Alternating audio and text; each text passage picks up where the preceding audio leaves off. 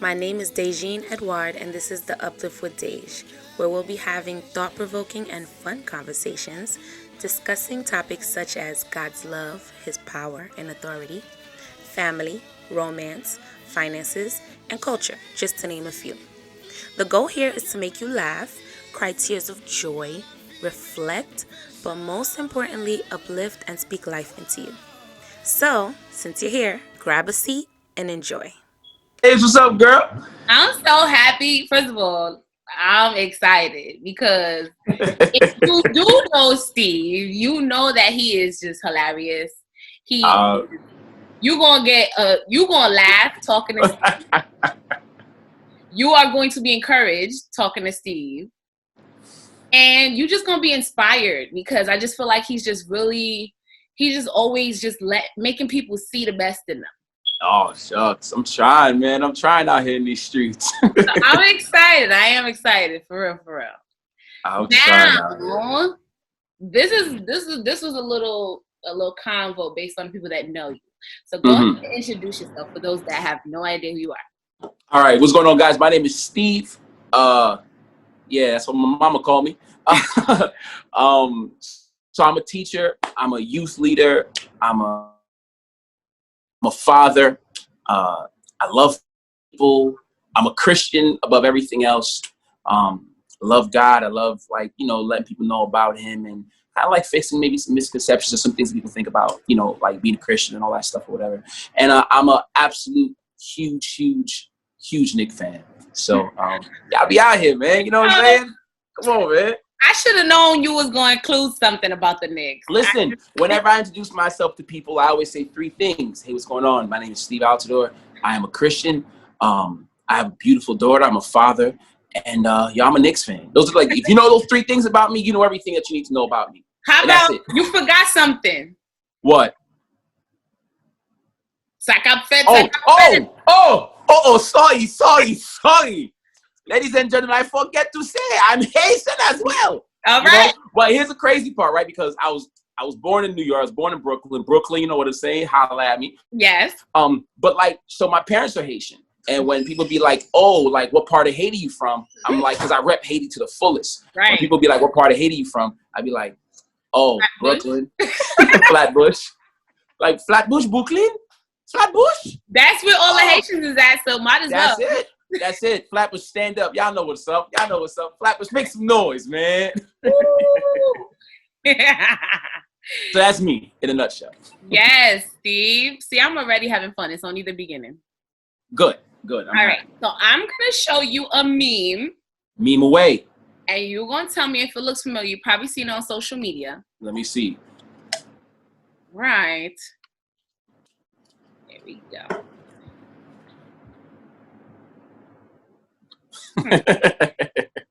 God, if He's not right for me, send me a sign. God answers, He's not right for you. Well, that sign ain't gonna stop me because I don't even know how to read. I can't read. Mind you, you just read the sign. But listen, at the end of the day. Now, I love this meme, right? Because it's exactly what we're about to talk about. Okay. Why on God's green earth do we ignore very clear, blatant signs on people that we're dating or people that we're interested in? Why do we do this? Why are we crazy? Like, has it ever happened to you? It has happened to me a few times. So to answer the first question, why do we do it? It's because for me, I see everything biblically. Everything is I have a biblical perspective about everything because that's the lens that I see life through, right? So for me, it's the heart wants what the heart wants. So the Bible speaks about the heart, and it says that the heart is deceitful in all of its ways. Who should know it, right? And the reason why that is so important in here is because you can know, like, if the heart wants something and it knows that it's bad for it, it's still gonna go for it because it wants it. It's part of fulfilling, like, that need in us, and I don't even say the need, right? It's just part of fulfilling that lustful desire in us, because, you see something or you see someone, and more than likely that person bad, right? Like you see Shorty, and I like women, so whatever. Whatever. Okay, so like you see Shorty bad. It's like, oh man, like, and then like her lifestyle and your lifestyle kind of don't equate, and so for a dude, well, speaking just for me, it'd be like, oh man, like maybe I could not try to change it, but man, maybe I could bring her to church. Yeah, or maybe if I introduce her to Christ, like it's like, you know what I'm saying? And I've been there. Fully well knowing that, that path is not going to lead 9 times out of 10. It doesn't lead to that. And so, we as people kind of like try to do that, but you live and you learn. Right. Right. You live and you learn.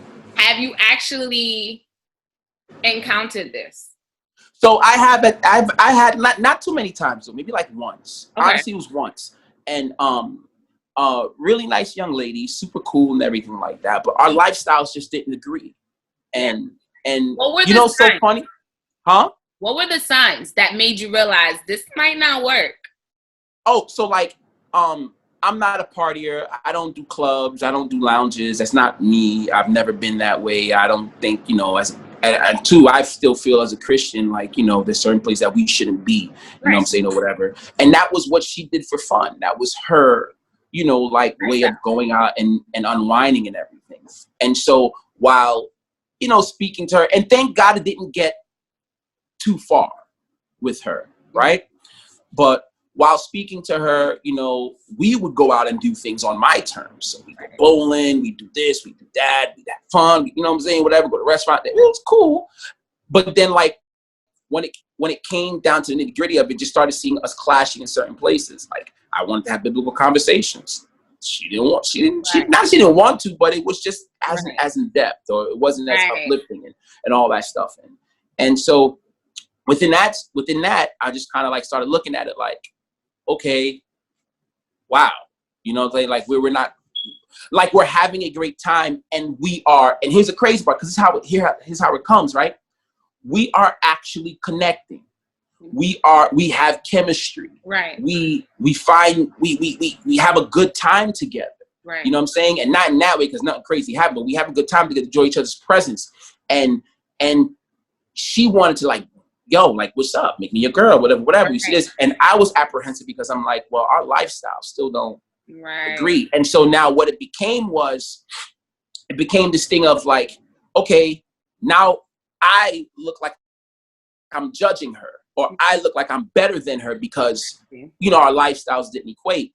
And it wasn't even that. I wasn't judging or saying I was better. I was like, that's just not for me. Mm-hmm. You know what I'm saying? Like, and so within that sense, I looked at it and we just stopped, just like, hey, we can't, like, we can be friends. We're cool. Like, right. But like, as far as like growing and establishing something that would eventually lead to a deeper relationship, marriage, all this stuff, because at the end of the day, that's kind of like what, we want to do. I want to get that. We couldn't do it because we're looking at things too differently. And so we stopped. Well, that's good, Steve, that you don't ignore signs. I ignored them a little bit. I ignored them in the beginning. But as you go deeper in, and so what for me was, I said, I didn't want to get my signs, ignore them, and by the time your heart is really involved and really entrenched with the other person, you're like, oh my gosh, I should have been here. Oh, how did I get here? You know what I'm saying? Or whatever. And so for me, just kind of like seeing that before from other people, I just didn't want that to occur to me. So I kind of kept it, like light with her and easy with her. And then once I realized that, oh snap, we're cool. And it was kind of a mutual thing too, because it wasn't like I dated her, she dated me. We were talking and she was like, I kind of feel like we're going to be here for a minute. And that's not what she wanted. She wanted to connect with somebody. She wanted to be in a relationship or whatever like that. And I was just so apprehensive because of the fact that our lifestyles didn't matter. And she was like, well, I can't do this. I don't want to. It's wasting time. You know, and I didn't want to waste her time and she didn't want to waste mine. So I respect it. That's what's up. I love your story. Mine sounds nothing like that. You probably the other one that your heart was like knee deep in, and it was like by the time it was just like, oh, like, God, what you just said, let me call you back. Kiko's fella, man. Lord, you know what? I can't hear you. It's a little staticky on your end. It wasn't coming in. You feel me? Basically, total opposite, okay? Because I was the queen of ignoring signs back in the days. With my situation, Come on, girl.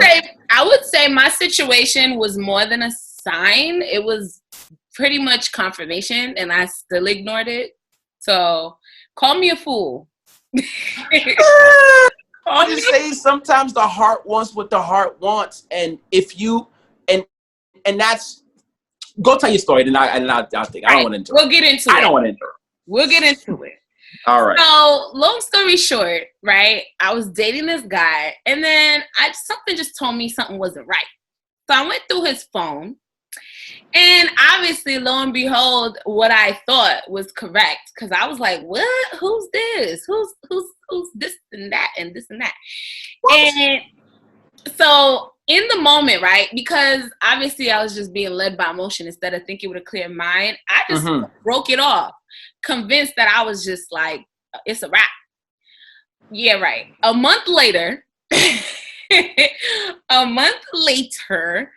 We end up dating again. We start back talking, and in my head, I'm just like, maybe he's changed. Maybe he's better. You know, God turned Saul to Paul in one day. So you never know. I was if you can do it then, Lord, you can do it now. You can do it now. So I said, you know what? Let me see what's going on, because he had the right words, and clearly I was just a fool at the time. And I fell for it. And it happens, man. I mean, but you know what? When it ended sour, a part of me just took the blame. Like, girl, just take the L. Just keep it pushing, because you knew. Girl, you knew. And I couldn't even be mad. You know what it is sometimes, Dej? And this is the honest truth. Mm-hmm. Sometimes people feel like they can fix people, and you can't. It is not your job to fix somebody. It is the Holy Spirit's job to do that. That is true. And with that, if God doesn't make the change, no matter what we do, we're not going to change somebody. Right. And if somebody does give us a little change, the change is there for a little bit until the person appeases you, reels you in, and then they go right back to what you tried to change. So that's why for me, I have this rule about everything, right? And this is a rule that I take and I put it to relationships, to people, to things, to whatever. Everything in life is tested by two things.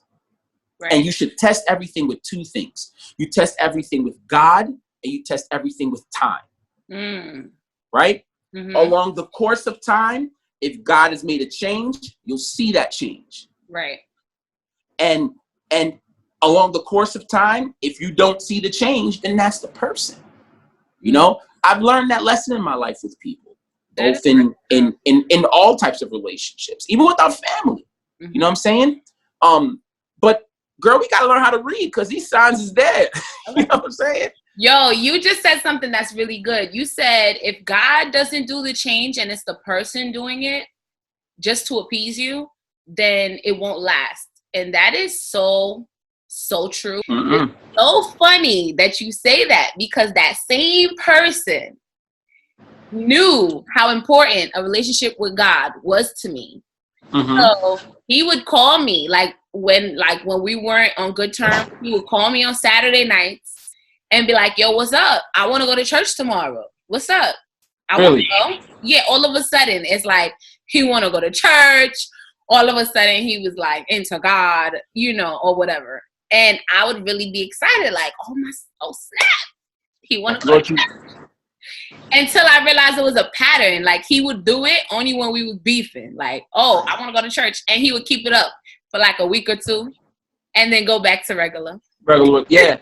Yeah. And we gotta be careful about that, because sometimes, and it's not just like people use Christianity or whatever, right?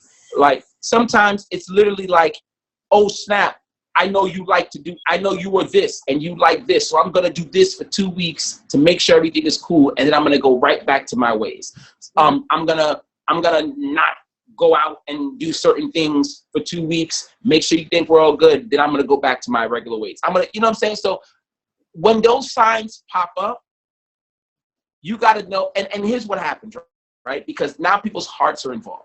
And because your heart is involved, your heart is happy. Oh snap, this person is here, they're doing this, they're doing that, they're showing me.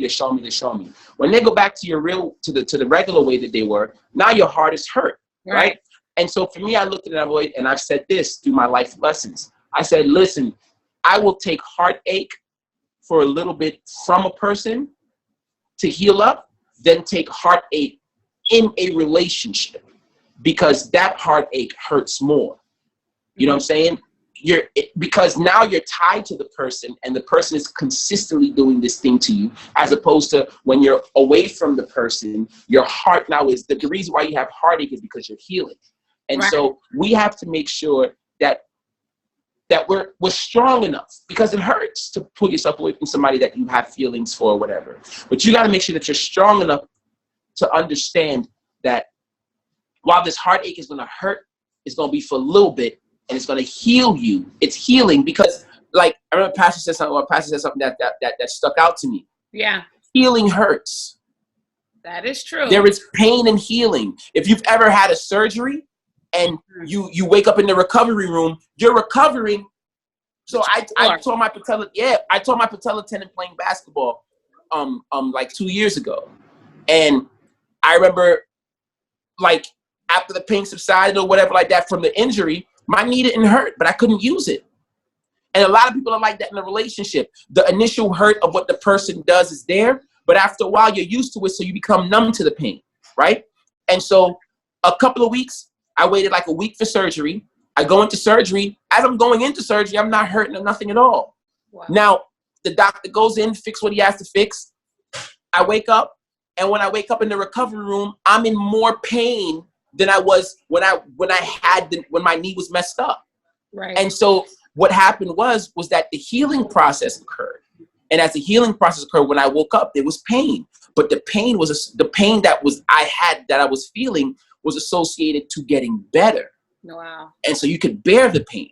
And so sometimes in relationships, that initial pain that you feel when you got to let that person go, it hurts, but you're in recovery. Yeah. I think a lot of people don't realize that. Like, when you remove yourself from a bad relationship, that pain that you feel is pain because surgery was now done. You've now ripped yourself away from that person, and now your heart is beginning to heal. It hurts, but it's good hurt. Wow. Because it shows that healing is occurring.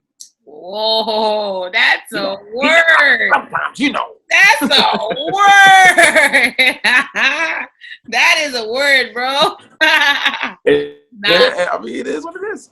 Nah, that's what's up. And you know what excites me? Well, let me not say excites me, because we're not supposed to be happy in anyone's pain, right? So I'm not going to say excites me. But what brings me comfort is to know that we are not the first to screw up in this way. Oh, 100%. I love when I look through the Bible and I'm able to see these servants of God who communicated directly with God. Like, I mean, we communicate with God too, right? But back in those days, like, if they made the Bible, they was close to God. Like, if your name into the Bible, Hall of Fame, baby, you was one of the originals. You one of the OGs. Oh, Jesus. So I love that I could go through the book and see relatable stories. Yeah. I love that I could see how much David struggled with his, lust for women. And still, he was like God said, he hasn't seen anyone he searched for God's heart. Yeah, like have a heart. God said that David was a man after his own heart. Yes. After David dealt with certain things, you know what I'm saying? And looking at David with what he did to that man's wife, took that man's wife. Yes. Looking at David with what too.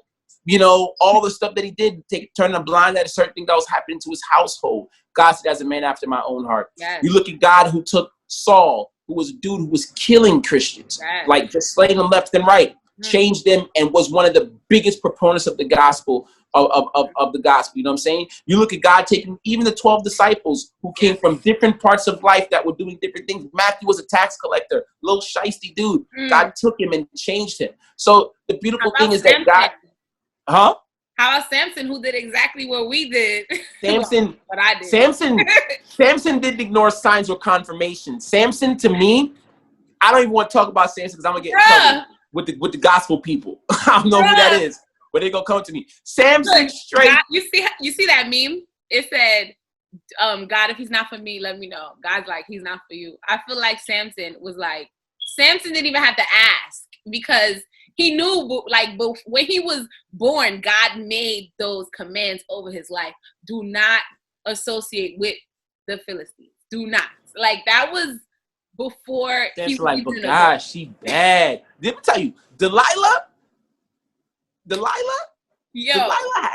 she had to be fire. Extra. Fire. I'm talking about like extra bad. Fire. Because it's listen, that's like somebody saying, that's like, yo, somebody coming in and saying, what's your weakness? Yo, my weakness, if you pull on my string, I'ma die. Hey, pull on your string. You lying to me. If you pull my hair, I'ma die. I pull on. You lying to me. And after the thing, if I'm Samson, I'm like, yo, you trying to kill me? You set me up. Yo. Lala had to be extra fire. And see, so the thing is like, and I say like Delilah had to be fire. She had to be pretty or just really attractive, because I feel like a lot of times we look with our natural eyes. Right. And because we look with our natural eyes and somebody's attractive, they have a certain type of job, they have money, they have stature, they have status, they have all these things, we tend to like turn a blind eye to their character because the physical looks so well. And so we're reading, and here's the crazy part, we're not reading what we're supposed to, we're reading all the wrong. It's like when you go into a test and the teacher's testing you on a book, you go to Cliff Notes and you just get like the little Cliff Notes of the person, and then like the teacher asks you questions that would cause you to have to know, that to have read the book to really scam likely? Really scam likely? Trying to let me look great. You know what I'm saying? It's like with the teacher, right? The teacher gave you questions, and the questions weren't in the Cliff Notes. The questions were if you read the book. Right. And a lot of times when we look at people, we don't read the book. We read the Cliff Notes, how they look like, what they have. You got to read the book, especially if you want to spend your life with that person. Right. If you're trying to build your life, that Pastor said something crazy on City Fridays. Join us at 8 o'clock, Facebook Live. Pastor said something crazy. Yes. You know what I'm saying? Church City, USA. Pastor said something crazy. He was like, gosh, now with the plug, I forgot what I was going to say. Right. You lost track. I did. What did he say? What did I say? What was I saying again? I can't believe I forgot. Yo, I'm so old, y'all. I'm mad old. I'm old. Oh no, this is what it is. He said when you make when you're picking somebody as a husband, you're picking somebody as a wife, you're looking at a mother, you're looking at a father. I love that. You know what I'm saying? Like, so you're not just picking somebody just to be with, you're picking somebody to start a lineage with, to start your generations with. You just don't want to start your generation with any old person. Exactly. Just because they look fire. Exactly. That a couple of years, 20, 30 years, that fire gone. Facts. But look, Father Time come through. Facts. And things ain't where they were before. You know what I'm saying? That is so true. Or you can't go to the gym like you normally used to and be able to rock. You can't do all that, so the muscle goes away. All that stuff depletes after time. all that you're left with is the character of that person. Right. So if I would leave anything today, it would be to really investigate the character of somebody. Right. Really investigate and ask questions and ask those questions again, and then ask those questions 10 times. Right. Again. Right. Because like one of the things that I do, and I look at like, so I'm currently single right now. Eventually I want to get married, all that stuff, whatever. One of the things that I like look at people and I ask them and I say, yo, are you sure that this Christian walk is a walk that you're going to walk? Because I'm not coming off of this road. Mm-hmm. I ain't going off this road. Right. So if you're going to walk this how you walk, want to raise your kids. In in the gospel. It's Jesus all the way. So Right. it's the gospel. If you finna walk in the gospel with me, that's all right. Exactly. If you know that the gospel ain't really what you want to do, guess what? Right. I could read. I could read. I could read. Unlike DW. Come on. I can read. That's a word right there. I can read. I can read. Father, you send them signs. I'm going to see them. I can read. But guess what? Sometimes we blatantly don't want to read. Just like she said, that don't matter. I can't read. Because we it's not that we don't necessarily see it. We just like, whatever. I want to do this. I'm going to do it. Can I flip it for you? Can I say something? Why couldn't be let's take that statement. It doesn't matter. I can't read. Right? She read it. No. She couldn't. Let's say for instance, she couldn't read. Right. Right? She wasn't ready for what she asked God for. Exactly. So a lot of times too, what's happening with us is that we're not ready to read signs because we can't read yet because we're still babies when it comes to relationship issues. Right. We're still babies in a relationship. We're not ready to be in a relationship. Mm-hmm. So, and it doesn't, and you can't equate maturity to age, because sometimes it's not even like the fact that you're immature. Sometimes you've been hurt by something and God needs time to fix that hurt. Right. And so when God needs to fix that hurt, you're not ready to jump into a relationship because you're hurt. Another mistake we make is we don't ask for a sign until we're already involved. Until things are going bad. Oh, yeah. We already have feelings. We already got feelings like God is best stuff for me to get. Oh, yeah. Well. And by the time, honestly, at that point, your mind is made up. 100%. So and there's nothing that God can do. You want to satisfy. You want to act like you ask God for some type of confirmation to make yourself feel better or to make the person sound like they're more for you. But in reality, your mind was made up. God probably showed you that wasn't the person, and you just like, it is what it is. God is like, you're like, God, if I wake up tomorrow and the sky is red, then I know that person's for me. You wake up, the sky is blue, but you like, you know what? Maybe that's God's version of red. That kind of look a little, they say blue is the new red. All right. So to wrap this up, I'm going to ask a juicy question that you kind of touched on. You kind of touched on it earlier, but we just going to ask it for confirmation. Okay. Are you single? So it's not complicated, right? Because I think a lot of people be like, "Oh, is it complicated?" There is somebody we're in the beginning stage of talking. Okay. And so we're getting to know each other. And so for me, when I'm in that stage, I just kind of want to know the person, get to know the person. I'm not necessarily looking at anybody at this point. I'm just really focused on her. But that's why I would say, like, technically I am, but I'm just getting to know this person to see if there's something that I'm going to pursue more. Okay. I like that though. It's true. And I think if we like, you know, and I think a lot of times too, some people get like, you know, the reason why you can't focus or find out about somebody is because you're trying to find out about too many people at the same time. That right? Is true. And so when you talk to like multiple, that's why I said I like that answer. Yeah, when you talk to multiple people at the same time, what happens is that you miss something about him because you were looking at something about him. If you're a woman, right? You miss something about him, you look something about him. You miss something about him because you were looking at something about him. Vice versa. If as men, you miss something about her because you're looking at something about her. You missed Right. something about her because you did something about her, and all the way. So talking to one person, and I know people be like, it's the day and age we live in, whatever. I don't care.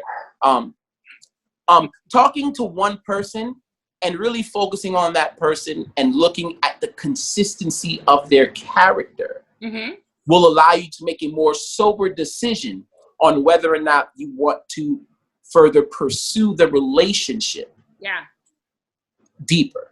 That is true. And the reason I said I love that answer is because you're right. To be able to determine if that person is or isn't, you do have to focus and pay attention to them. So I do love that answer. I'm sorry, ladies. I was trying to get the scoop. I got the scoop. Stop it. Y'all clearly too late to the party. Stop. I was trying to, do a little promo for my broke. You feel me?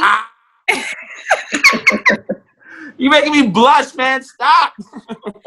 But somebody beat y'all to the punch. Stop. So how about this, bro? I'm going to say, how about this? By the end of the year, we're going to see what's good with that. We're going to see where it's at. Okay. We're going to see what's good. Yo, you did say we were gonna laugh when if I was on the show. So December, I'm gonna holler at you. We're gonna see what it's hitting for. Be like, yo, Steve, it's Christmas time, man. I just want to tell you, Merry Christmas, 2020. You know what I'm saying? It's been crazy. New Year's Day coming up, cool. By the way, yes. What's how's up? the talking going? Right. What's up? How it's looking? Oh man, you are hilarious, Dave. You are. But I do hope it is a success. I wish you the best. And Thank you. I'm so happy you joined me today, Steve. No problem, Dave. Thank you for having me, man. It was dope. Yes. It was good. We gotta do this again. It's always lit. I try. We gotta do this again. We will. I'm down for it. You're welcome. All right. Thank you so much for tuning in. If you enjoyed the show, please stay connected with us by subscribing to our YouTube, which is The Uplift with Dej, and following us on Instagram at The Uplift with Dej. Have a blessed day and see you next Sunday at 6 p.m. Invite a friend.